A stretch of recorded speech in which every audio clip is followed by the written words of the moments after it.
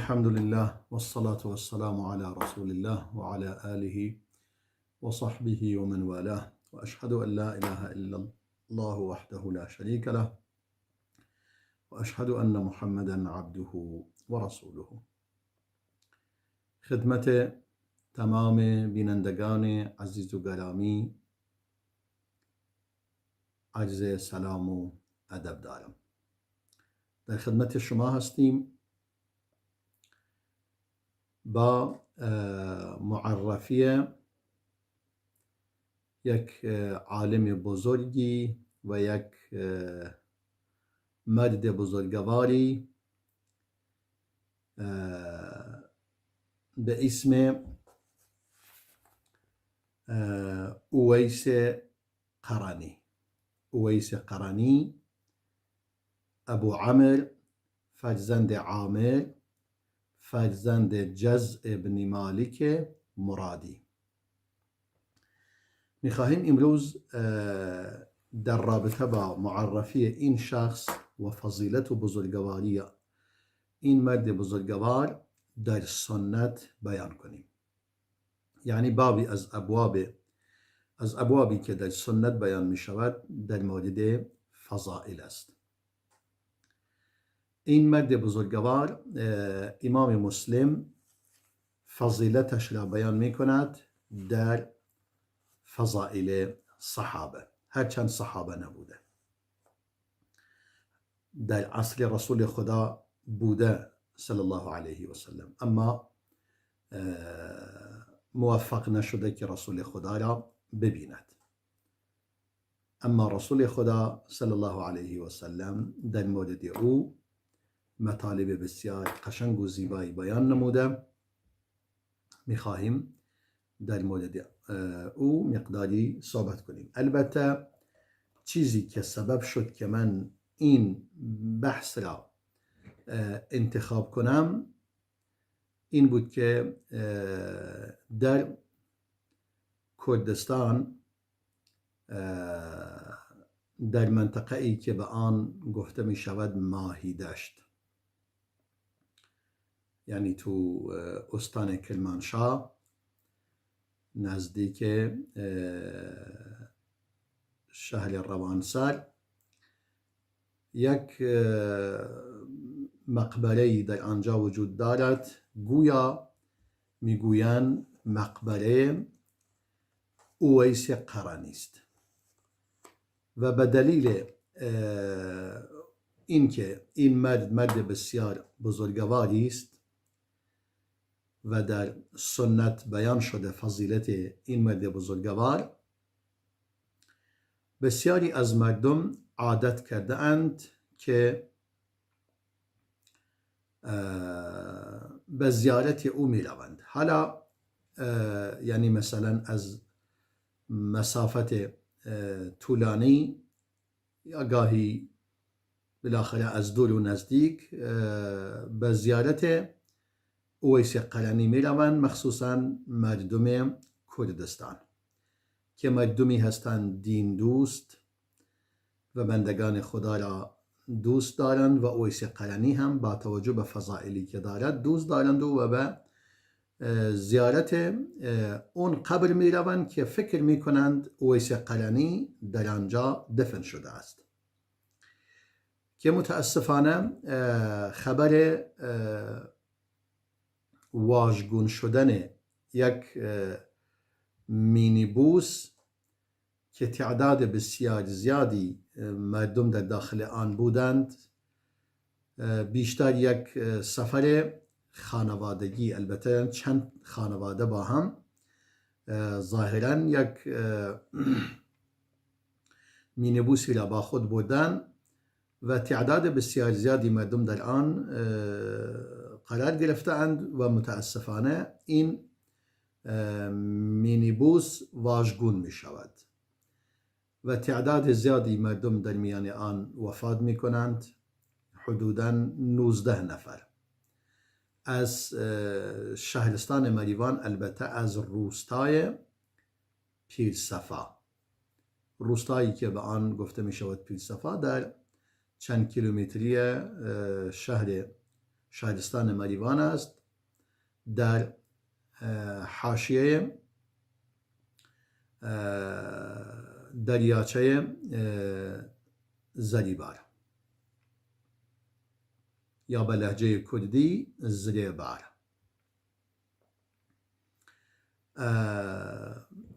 در اونجا یعنی در این روستا تعداد زیادی از مردم که در این تعداد تقریبا حدودا گفتیم 19 نفر در آن یعنی در اون اتوبوس وفات کردند، فوت شدند و تعدادی هم زخمی شده اند. یعنی انسان احساس میکند انگار یک اتوبوسی بوده، یعنی اینقدر مردم در داخلش بودند و این حقیقتا حادثه‌ای بود، حادثه ناگواری بود که پیش آمد.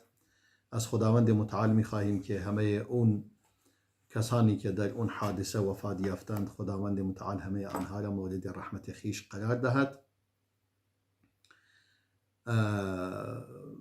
البته و این هم یک عبرتی شود برای دیگران که دیگه این کارها انجام ندهند، چون هیچ در دین خدا به زیارت قبرستان رفتن برای در مسافه طولانی، در یعنی فاصله طولانی کسی بیاید این کار رو انجام بدهد چیز مرغوبی نیست. یعنی انسان هرچند اینها به دلیل بزرگواری خود اون شخص این کار رو انجام داده اند، وگرنه زیارت قبرها در همه جا وجود دارد و مسلمانان می توانند اگر قصدشون این است که به یاد قبر بیفتن، به یاد مرگ بیفتن، به فکر این بیفتن که راه اون بزرگواران در پیش بگیرند. به هر صورت همون قبرهای نزدیکی که وجود دارد، قبرستانهای نزدیکی که وجود دارد، انسان میتواند در آن قبرستانها به اون زیارت اون قبرستانها برود و به قصد تذکر آخرت.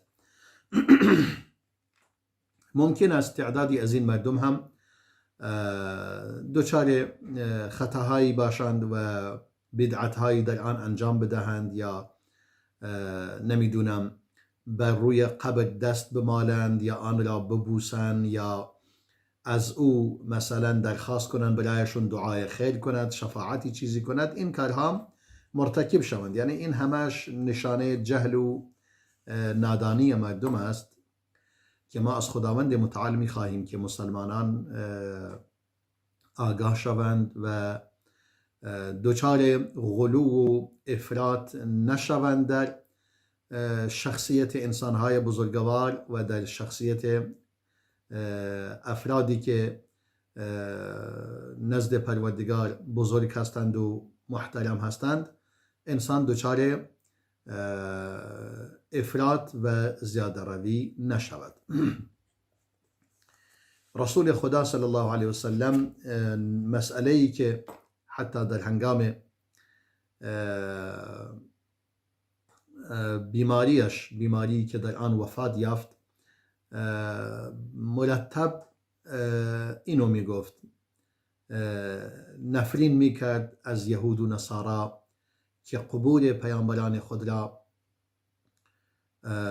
مسجد ساخته اند و در آنجا به تصور می کنند که اگر در اون کنار قبر پیامبران نماز بخوانند نمازشون مقبول تر است، فضیلت بیشتری دارد. رسول خدا صلی الله علیه وسلم فرمود چنین کاری نکنید، با قبر من هم چنین کاری نکنید، با قبر هیچ کسی و با قبر صالحین و بزرگواران این کارو انجام ندهید. اینها انسان را به سمت غلو و افراط میبرد و انسان مرتکب خطاهای بزرگی می شود. به همین دلیل امام ابن حجر هیتمی در کتاب الزواجر عن اقتراف الكبائر یکی از اون کبائر را بیان می کند که تعظیم قبور و دست آوردن بر کشیدن بر روی قبرها و این مسائل بیان می کند امام ابن حجر به عنوان یکی از گناهان کبیره. به همین خاطر انسان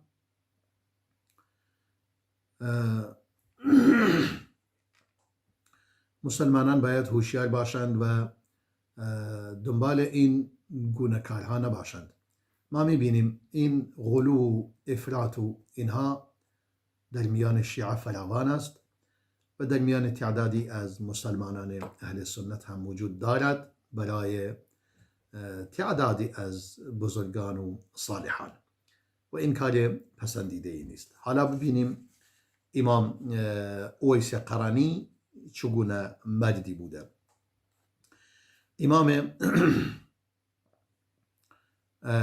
امام ذهبی در سیر اعلام النبلاء می‌فرماید اویس قرنی کنیش ابو عمرو است، فرزند عامر است، فرزند عامر هم فرزند جزع است، جزع هم فرزند مالک است از قبیله مراد المرادی.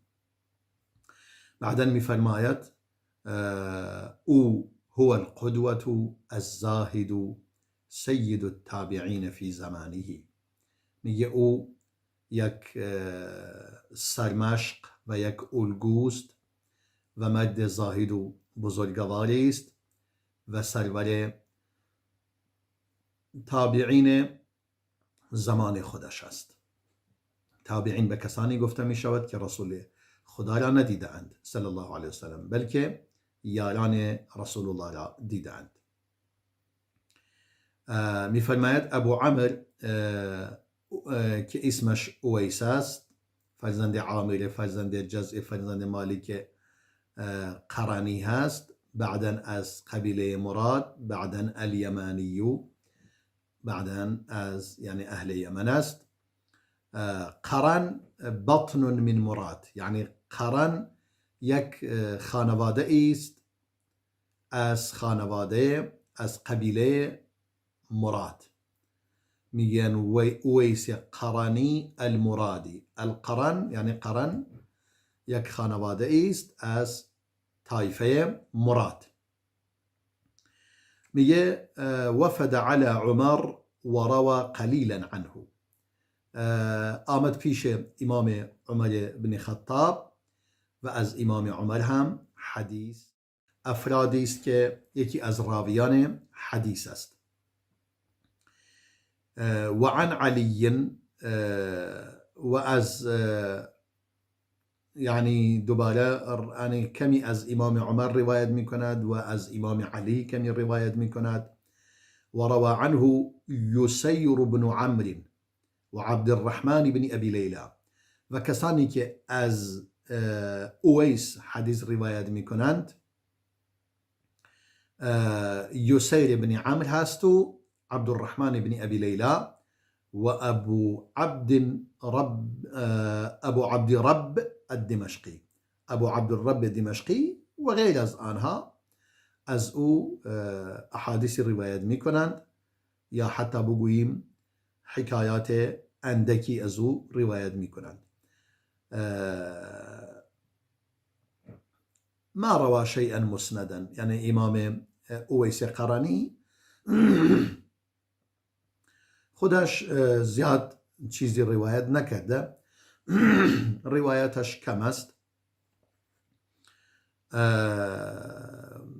و بعدا میفرماید و این وقد كان من اولیاء المتقین و من عباده المخلصین. میگه اویس یکی از اولیای متقی است، یعنی یکی از دوستان پروردگار است و اهل تقوا و از بند مخلص های پروردگار است. نه تنها مخلص هست بلکه مخلص هست. المخلص یعنی بالاتر از مخلص هست، خالص شده برای پروردگار. در اینجا امام ذهبی مطالبی را از ایشون نقل می کند، ولی من سعی کردم اون احادیث که مثلا امام ذهبی نقل می کند در فضیلت امام اویس قرنی، من اومدم حدیث را از خود امام مسلم روایت کردم، چون امام مسلم این حدیث را روایت کرده و در بخاری وجود ندارد. حتی در بقیه کتب سنت این حدیث نیومده، یعنی در سنن ابو داود و ترمذی و نسائی و ابن ماجه، بلکه در موطأ امام مالک، نه، در مستدرک امام حاکم و در سنن دارمی هم آمده، سنن امام دارمی. حالا ما این حدیث را بیان میکنیم که امام مسلم با سند خودش در کتاب فضائل الصحابه آن را آورده، فضائل الصحابه این را آورده با الفاظ مختلف و با روایات و الفاظ مختلف آن را آورده که ما همه را بیان میکنیم، مخصوصا اون حدیثی که کمی مفصل تر و طولانی تر است. این حدیث در یعنی شماره حدیث در صحیح مسلم 2542 است. حدیث را امام مسلم با سند خودش روایت می کند از اسیر بن جابر، از اسیر بن جابر. حالا بعضی میگوین یسیر، بعضی میگوین اسیر. قال: كان عمر بن الخطاب إذا أتى عليه أمداد أهل اليمن سألهم أفيكم أويس بن عامر.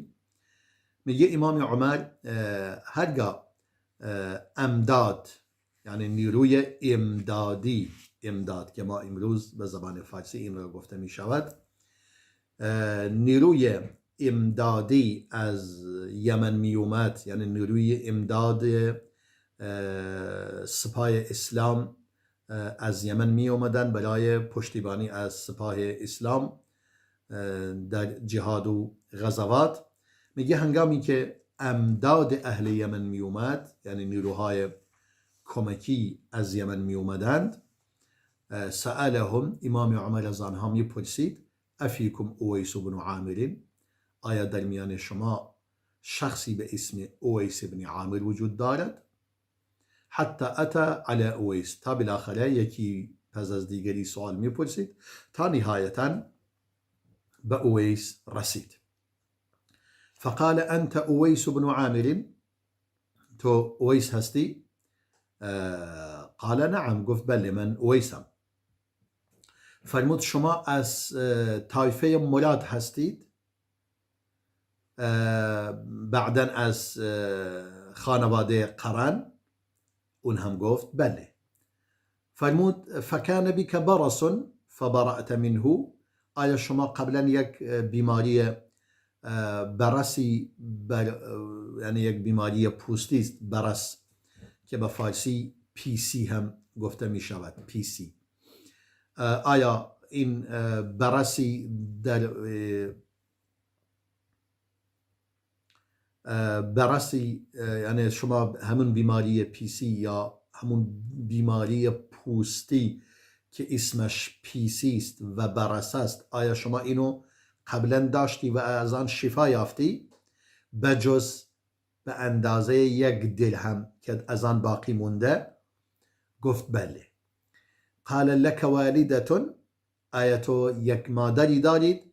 قال: نعم، گفت بله. قال: سمعت رسول الله صلی الله علیه و سلم یقول، امام عمر فرمود پس من از رسول الله شنیدم که می فرمود: یأتی علیکم اویس بن عامر مع امداد اهل الیمن. فرمود نزد شما می آید اویس فرزند عامر با نیروهای کمکی اهل یمن نزد شما می آید که او از طایفه مراد است و از خانواده قرن، که یک بیماری پوستی پیسی داشته و از آن شفا یافته جز به اندازه 1 سکه درهم. و او گفت، رسول الله فرمود که او مادری دارد، هو بها بر، این مرد بزرگوار با مادرش بسیار بسیار نیکوکار است. الحمدلله. یعنی مرد بزرگواری است و با مادرش بسیار مهربان و نیکوکار است. لو اقسم علی الله لابره، اگر این مرد بزرگوار بر خدا قسم بخورد، یعنی خدا کاری را انجام بدهد، بگوید خداوندا فلان کار را انجام بده، پروردگار دعایش و خواسته اش را برآورده می کند. بعدا امام عمر فرمود، رسول الله فرمود اگر تونستی او برای شما طلب بخشش کند، این کار رو انجام بده. امام عمر اینو به اویس قرنی فرمود. بعدا امام عمر فرمود پس که اینجوری است، فاستغفر لی، طلب مغفرت برای من بکن، از خدا بخوا منو ببخشد. امام عمری که یکی از عشره مبشره است، یکی از سابقین اولین از مهاجرین است که مورد رضایت خداست و خداوند متعال وعده بهشت را به او داده و از او راضی شده، ولی باز از خدا میخواهد که او را ببخشد و متوسل میشود. این توسل هست، توسل به انسان، به دعای خیر یک انسان صالح در حال حیات. فرمود فاستغفر لی، از خدا بخوا منو ببخشد. فاستغفر له، برای او طلب بخشش کرد از خداوند متعال. فقال له عمر این تريد، امام عمر فرمود اکنون کجا میخواهی بروید؟ یعنی وقتی که برمیگردید بس چه سمتی میخواهی بروید؟ قال الکوفه، فرمود میخواهم به سمت کوفه حرکت کنم.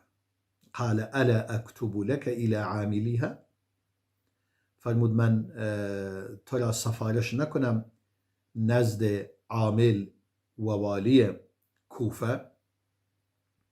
قال اكون في غبراء الناس احب الی، فرمود من اگر در میان عامه مردم باشم و ناشناخته باشم، برای من محبوب تر است و من اینو بیشتر دوست دارم، دوست ندارم کسی منو بشناسد. فرمود فلما كان عام من العام المقبل حج رجل من اشرافهم. حالا این دیگه امام اویس برگشت به سمت کوفه، ولی سال بعدی مردی از بزرگان کوفه برای حج آمد، فوافق عمر، با امام عمر یعنی ملاقات کرد، امام عمر را ملاقات کرد. فسأله عن اویس، پرسید اویس حالش چطور است در کوفه؟ قال ترکته رث البیت قلیل المتاع، میگه من او را دیدم که وضعیت واقعا وضعیتش تعریفی ندارد. رث البیت یعنی زندگی سختی دارد و واقعا وسایل زندگی زیادی ندارد. امام عمر فرمود من از رسول الله شنیدم. در اینجا با هم میان برنامه نگاه کنیم و باز هم در خدمت شما خواهیم بود. با ما همراه باشید. زرد زبانم نام محمد، آرام جانم نام محمد، آرام جانم نام محمد، ورد زبانم نام محمد، ورد زبانم خدا نام محمد، نام محمد، نام محمد. سوزد درونم از شوق رویش، فیض کلامم نام محمد، فیض کلامم خدا نام محمد، نام محمد، نام محمد. آرام جانم نام محمد، ورد زبانم نام محمد، ورد زبانم خدا نام محمد، نام محمد، نام محمد. تا هست جانم در دار فانی، هر لحظه خوانم نام محمد، هر لحظه خوانم خدا نام محمد، نام محمد، نام محمد. آرام جانم نام محمد، ورد زبانم نام محمد، ورد زبانم خدا نام محمد، نام محمد، نام محمد. در روز محشر از آتش آدود، باشد امانم نام محمد، باشد امانم خدا نام محمد، نام محمد، نام محمد. آرام جانم نام محمد، ورد زبانم نام محمد، ورد زبانم خدا نام محمد، نام محمد، نام محمد. بگذشتم من عیش جهان را، عیش جهانم نام محمد، عیش جهانم خدا نام محمد، نام محمد، نام محمد. آرام جانم نام محمد، ورد زبانم نام محمد، ورد زبانم خدا نام محمد، نام محمد، نام محمد. آرام جانم نام محمد، ورد زبانم نام محمد، ورد زبانم خدا نام محمد، نام محمد، نام محمد.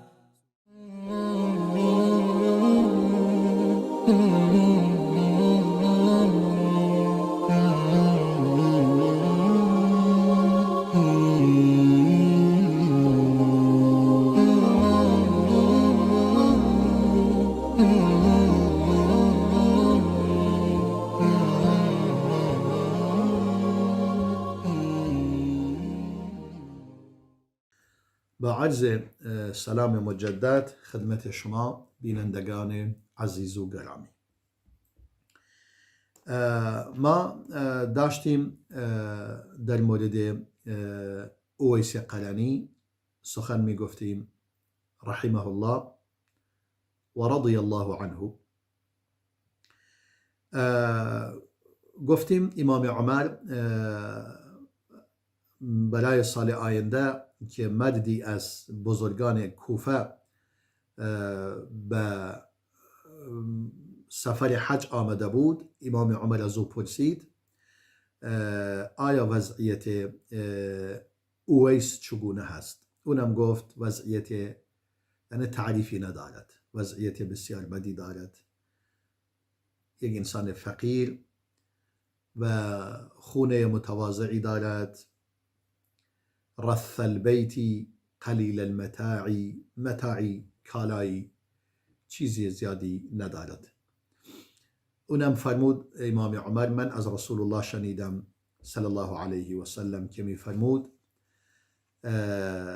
بر شما وارد می شود اویس فرزند عامر با نیروهای امدادی و کمکی اهل یمن که او از طایفه مراد است و از خانواده قرن که یک بیماری پوستی داشته، یعنی رسول الله صلی الله علیه و سلم خواسته کاملا نشانی این شخص رو بیان کند به گونه ای که امام عمر کاملا بتواند او را بشناسد، که فرمود قبلا یک بیماری پوستی داشته و پروردگار او را شفا داده به وسیله دعای این مرد بزرگوار، یعنی در اصل به سبب دعایش این بیماری شفا، یعنی از این بیماری شفا یافته و از این بیماری باقی نمونده جز به اندازه یک سکه درهم و مادری داشته که با مادرش بسیار مهربان و خوب بوده و اگر بر خدا قسم بخورد یا از خدا درخواستی کند، طلبی کند، پروردگار خواسته او را برآورده می کند. فرمود اگر تونستید که او برای شما طلب مغفرت کند، این کارو انجام بده. این شخصم وقتی که اینو دید، اینو شنید، دیگه تعجب کرد، خیلی تعجب کرد. میگه فاتا اویسا فقال استغفر لی، آمد پیش اویس، فرمود اویس از خدا بخوا منو ببخشد. قال انت احدث عهدا بسفر صالح یا بسفری صالح، فرمود تو نزدیکتر هستی به مسافرت کردن با یک مرد صالحی یا با یک سفر عبادتی. شما تازه دارید مثلا از سفر عبادت برمیگردید یا از سفر از نزد یک مرد بزرگواری مثل امام عمر. فاستغفر لی، تو برای من طلب مغفرت کن، تو محترم هستی. قال استغفر لی قال انت احدث عهدا بسفر صالح، فرمود تو تازه از طرف یک مرد صالح اومدی، تو برای من درخواست مغفرت کن نه من. فاستغفر لی قال لقیت عمر، دیگه خیلی بر او اصرار نمود، برای بار سوم گفت برایم طلب مغفرت کن.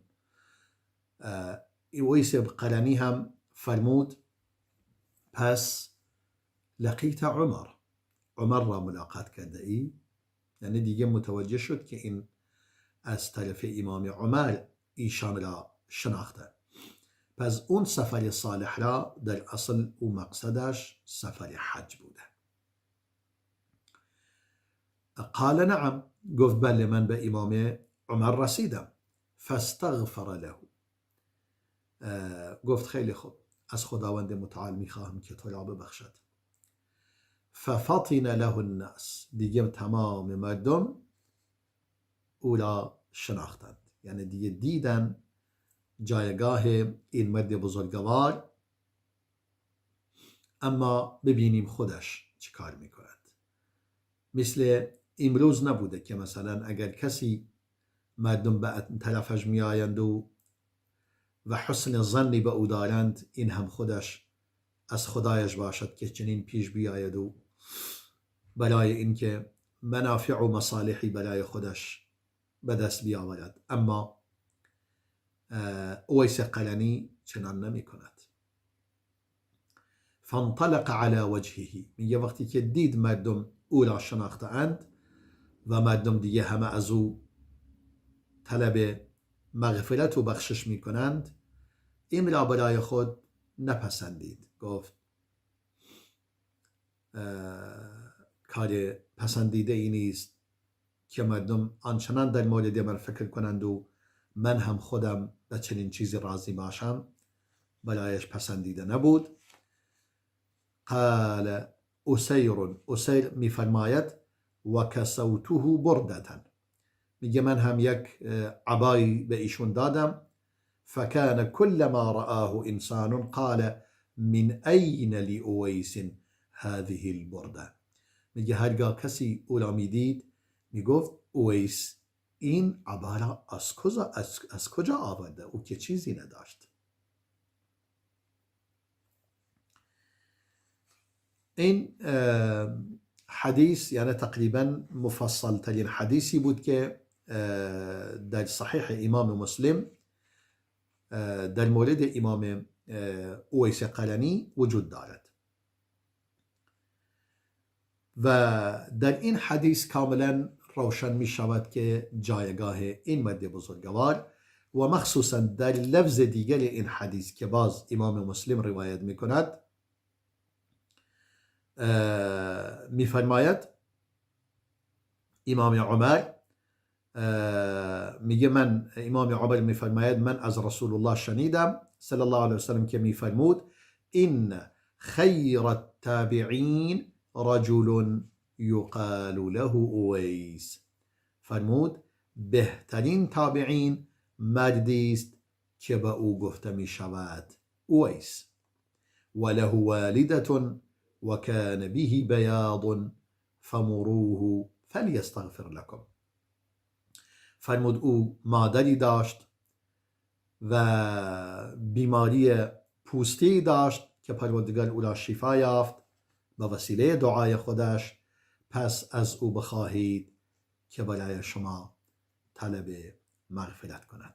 این حدیثی که من خدمت شما عرض کردم تقریبا این احادیثی بود که تنها یک حدیث اما این لفظ دیگر هم در آن بود در صحیح امام مسلم.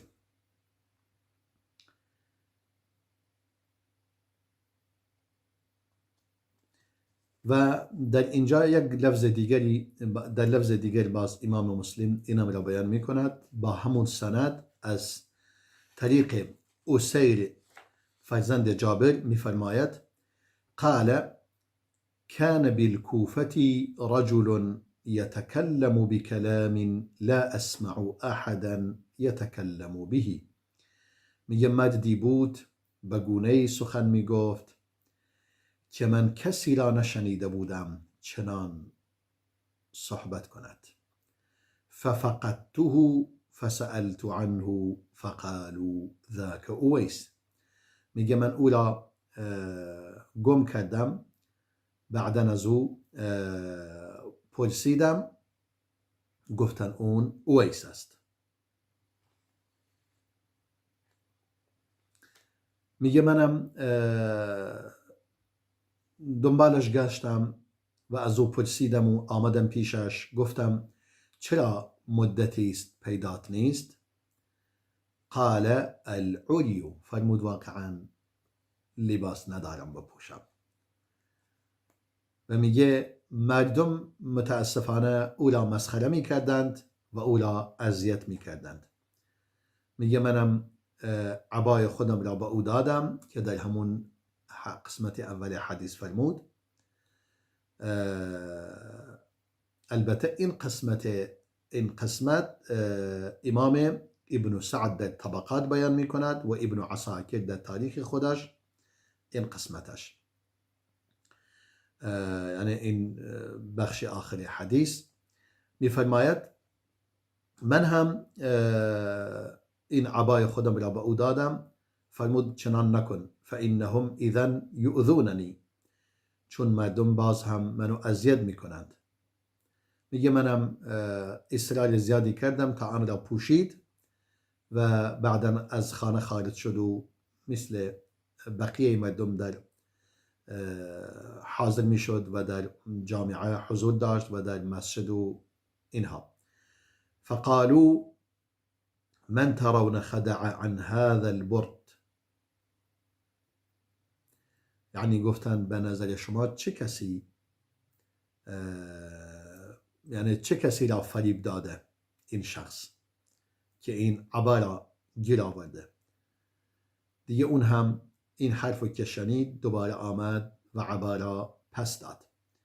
میگه منم آمدم گفتم ما تريدون من هذا الرجل، شما از این مرد چه میخواهید؟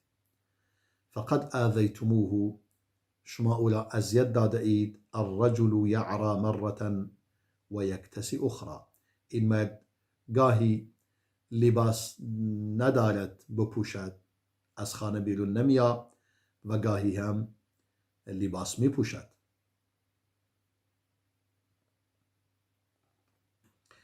بعدا میفرماید و آخذتهم بلسانی، میگه با زبان خودم با تندی با آنها صحبت کردم و آنها را توبیخ نمودم که چنین کاری را تکرار نکنند.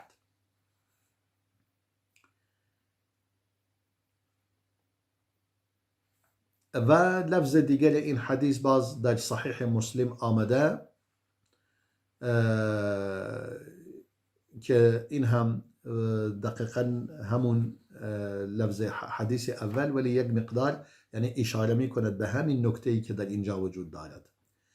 ابی نضره می گوید از اسیر بن جابر اهل کوفه پیش امام عمر آمدند و در میان آنها مردی بود،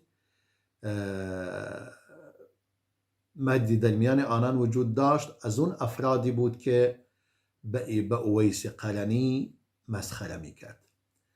امام عمر فرمود آیا کسی از خانواده قرن پیش شما هست، با شما هست؟ اون مرد آمد گفت به امام عمر فقال عمر ان رسول الله صلی الله علیه وسلم قد قال ان رجلا یأتیکم من اهل الیمن، زیرا یعنی اون مرد آمد پیش امام عمر و امام عمر اینو فرمود رسول الله فرموده مردی به نزد شما میاد از یمن که او اسمش اویس است و در یمن کسی ندارد جز مادری، تنها کسی که در آنجا دارد مادرش هست و قبلا هم یک بیماری پوستی داشته، فدع الله فاذهبه عنه، و از خدا درخواست نموده که این بیماریش را شفا دهد و پروردگار او را شفا داده. الا موضع الدینار او الدرهمی، مگر به اندازه یک سکه دینار یا یک سکه درهم. دینار طلاست، درهم هم نقره، ولی سکهشون ظاهرا به اندازه هم است. فرمود فمن لقیه منکم فلیستغفر لکم، هر کدوم از شما او را ملاقات کردید از او بخواهید برای شما دعای خیر کند. یعنی یکی از اون افرادی است که مستجاب الدعا است یا مستجاب الدعوه است، دعایش پذیرفته می شود. این هم باز امام مسلم این قسمت هم روایت نموده بود.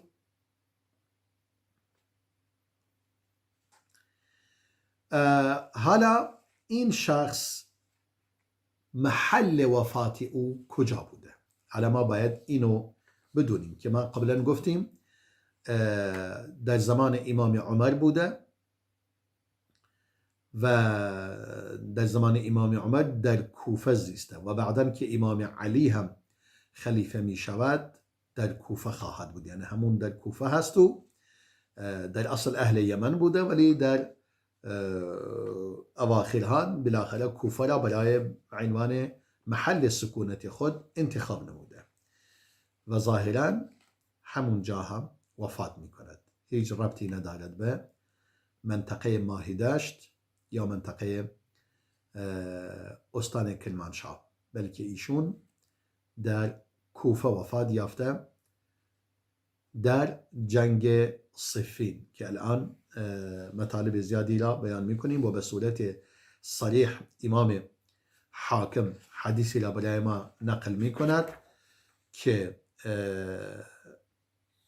از یحیای بن معین با سند صحیح از یحیای بن معین برای ما بیان می کند که اویس در جنگ صفین شهید شده و هیچ ربطی ندارد به ایران نیومده. بعضی گفتن که گویا در خراسان در آذربایجان وفات یافته، ولی این در واقع دلیل خیلی قوی نیست که مثلا امام ذهبی در سیر اعلام النبلا میگوید ابو اسامه از سلیمان بن مغیره روایت می کند و در لفظ دیگر می فرماید عثمان بن عطای خراسانی از پدرش روایت می کند و زاد فیها، یعنی همین حدیثی که قبلا بیان کردیم روایت می کند و اما در آن اینو اضافه نموده اینه غزا آذربایجان، میگه او به جهاد رفت در آذربایجان فمات، در اونجا وفات یافت، فتنافس اصحابه فی حفر قبره و یارانش برای کندن قبرش با هم مسابقه میدادن. یعنی هر کسی میگفت من باید در کندن قبر مشارکت داشته باشم، یعنی همه در مشارکت قبر او یعنی اختلاف داشتن. به همین خاطر اخبار مختلفی وجود دارد در مورد وفات ایشان و مکانی که در آنجا وفات یافته که امام ابو نعیم در الحلیه و امام ابن عساکر در تاریخش آن را بیان نموده اند. ولی اون چیزی که با سند صحیح و با بیشتر اهل علم بر آن هستند این است که در جنگ صفین وفات یافته در کوفه.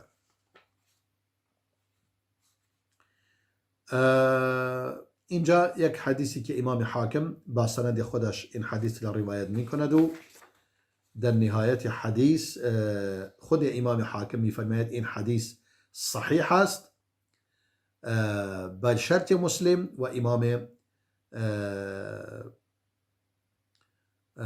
ذهبی هم می فرماید بله صحیح است بر شرط مسلم.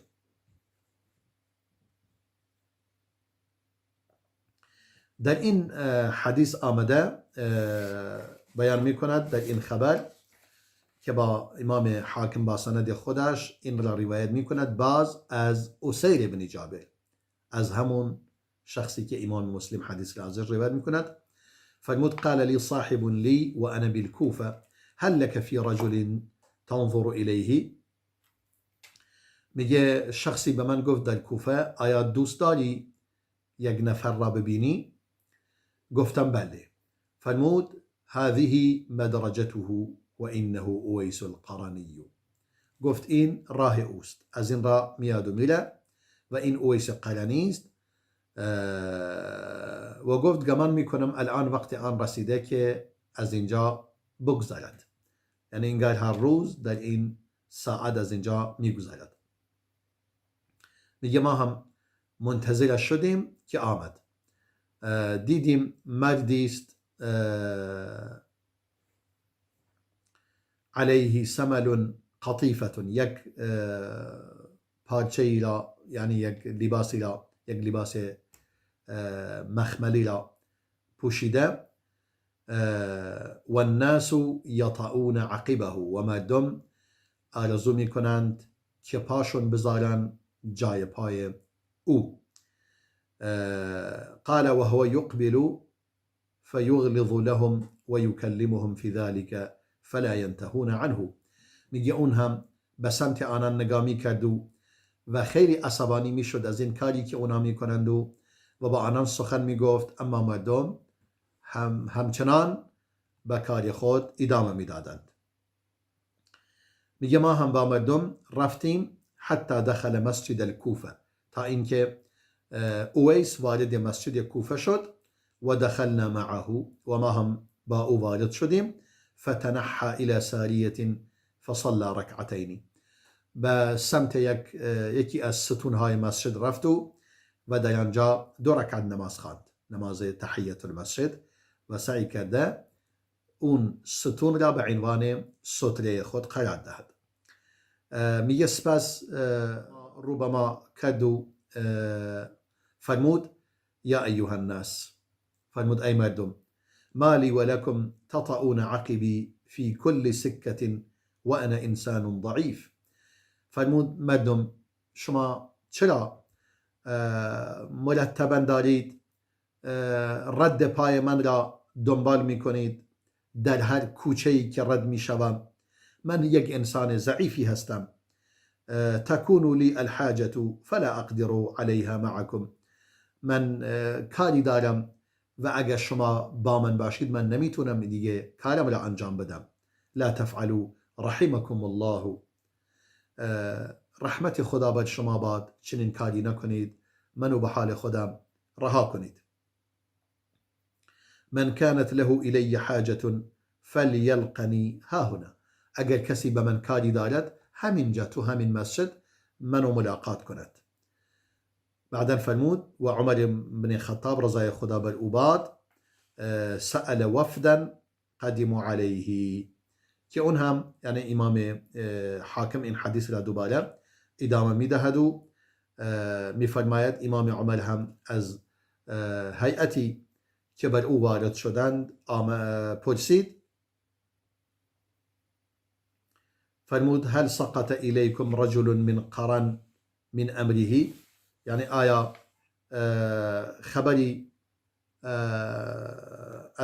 خبر مردی از قبیله قرن که چنان و چنان است به شما رسیده؟ فقال الرجل لأویس ذکرک امیر المؤمنین. اون مرد گفت امام به اویس، فرمود امام عمر اسم تو را آورده. ولم يذكر ذلك كما يقال ما كان ذلك من ذكره ما أتبلغ إليكم به. این هم امام در نهایت امام اویس فرمود عهد و پیمان گرفت از اون شخص که این مطلبی که امام عمر فرموده پیش کسی بیان نکند. بعدا اویس فرمود هذا المجلس يغشاه 3 نفر مؤمن فقيه ومؤمن لم يتفقه ومنافق. فرمود در هر مجلسی 3 گروه در آن حضور پیدا می کنند. یک انسانی مؤمنی که فقیه هست و اهل علم هست در آن حضور پیدا می کند، و مؤمن لم يتفقه، و مؤمنی هم هست که اهل علم و فقه و دانش نیست اما مؤمن هست در آن حضور پیدا می کند، و منافق، و منافق هم در اون مجلس مشارکت می کند. بعدا فرمود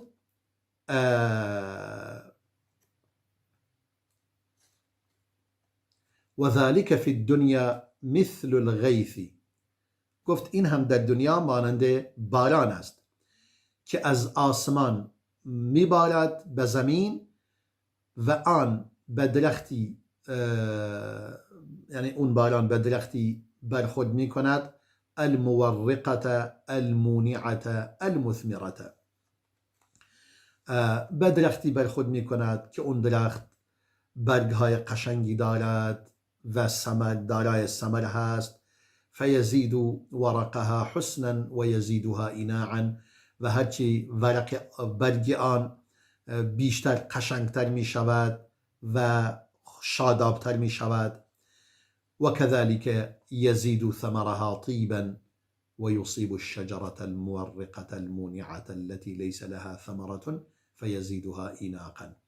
و فرمود میوه اش هم خوشمزه تر می شود وقتی که اون باران به اون می زند، و به درخت دیگری می زند که مثلا برگ قشنگی دارد و بلند هست اما ثمری ندارد، و باز این درخت هم قشنگتر و شادابتر و مزینتر می شود و برگش قشنگتر می شود. وتكون لها ثمرة فتخلق بأختها ويصيب الهشيم من الشجر. و میگه و این هم برایش مثلا ثمر میگیرد، قبلا ثمر نداشته اما با این باران نهایتا اون هم میوه میگیرد و ثمر میدهد، یعنی اون درخت دیگر.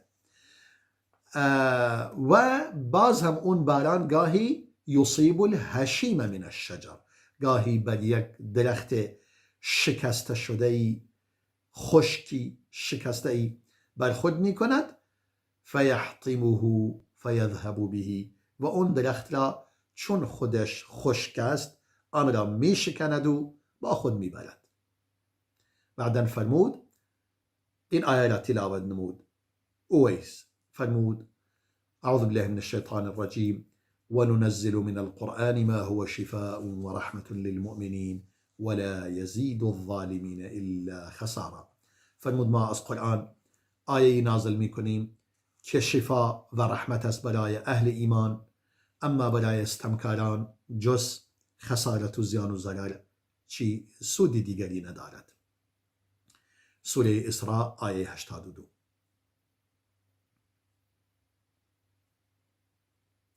پس می‌فرماید هر کسی با این قرآن هم نشینی کند یا چیزی به او اضافه می شود یا چیزی به از او کم می شود. اون قضا، اون چیزی که خدا مقدر کرده باشد برای کسی شفا هست و رحمت است برای اهل ایمان، اما برای ستمکاران جز زیان و ضرر چیزی ندارد. پس فرمود اویس فرمود اللهم ارزقنی شهادة تسبق کسرتها اذاها و امنها فزعها توجب الحیاة والرزق.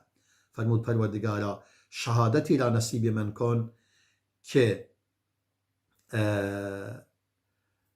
یعنی شهادتی مثل این که پر از خیر باشد و هیچ ضرری در آن نباشد، و توجب الحیاة والرزق که باعث حیات اخروی و رزق و روزی خدا شود. سپس ساکت شد. اسیر می فرماید فقال لی صاحبی کیف رأیت الرجل، میگه دوستم به من گفت این مرد را چگونه دیدی؟ گفتم مزددت فیه الا رغبة وما انا بالذی افارقه.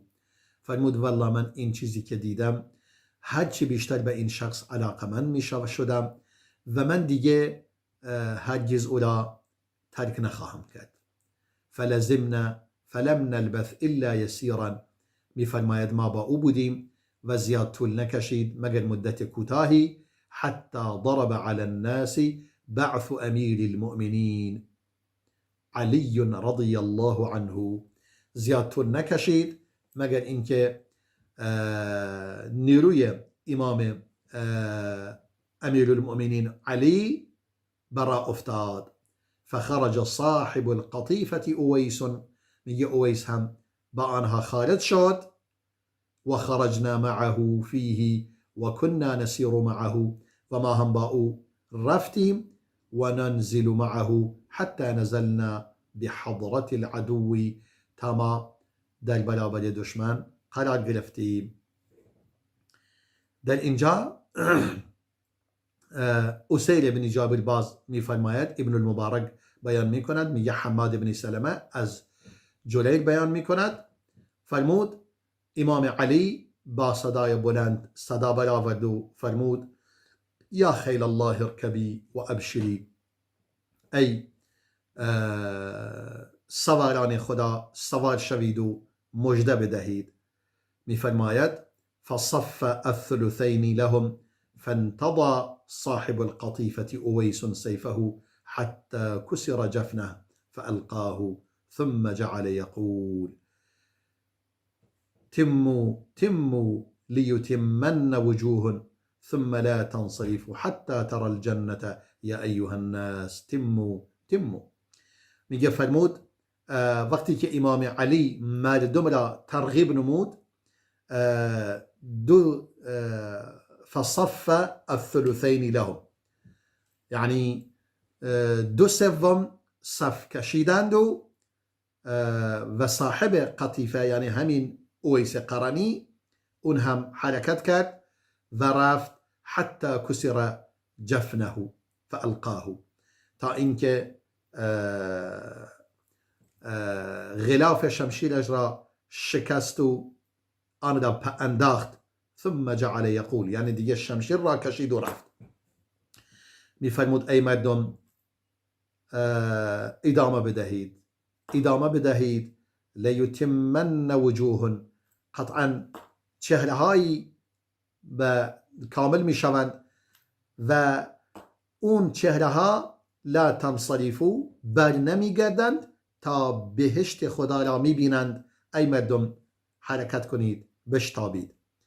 و این را میفرمود و حرکت میکرد تا یک تیری به او برخورد کرد و تیر به قلب او اصابت نمود. فبرد مکانه، در جا سرد شد و وفات یافت. یعنی انگار به گونه سرد شد انگار مدت طولانی است که وفات یافته. حماد در حدیثش میفرماید ما او را دفن کردیم. بعدا امام حاکم دوباره میفرماید این حدیث صحیحی است بر شرط مسلم، هرچند امام مسلم این حدیث را نیاورده. در نتیجه در اینجا مشخص می شود و در جاهای دیگری باز اومده که ما دیگه وقت ما به پایان رسیده و خیلی هم طولانی شد که نتونستیم مطلب را به آخر برسانیم. امیدوار هستم در یک فرصت دیگری بتوانیم این مطلب را به آخر برسانیم. با این وضعیت مشخص می شود که اویس قرنی در جنگ صفین وفات یافته و قبلا هم یعنی در آینده هم این مطلب را بیان می کنیم که در اینجا میگه بعضی از ثقات گفتن از یزید ابن ابی لیلا، میگه فوجد فی قتل صفین، در میان کشته شدگان صفین ایشان دیده شد. همه شما را به خداوند بزرگ و متعال می سپارم و السلام علیکم و رحمت الله و بركاته.